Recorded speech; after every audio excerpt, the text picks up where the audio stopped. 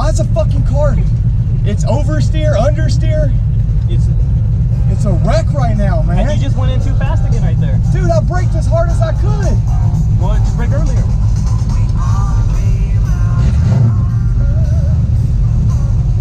I don't know where I'm going. That was fucking trash. Fucking 3 runs for that shit. God. These cars. I needed to stop transferring weight so much. I don't want it to do that.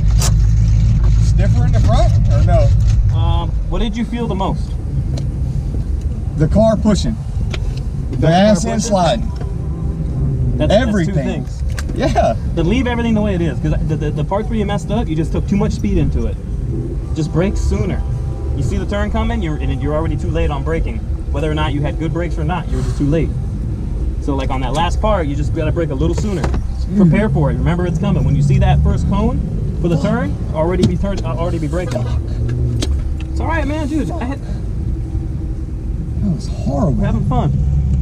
That was not fun. That was fucking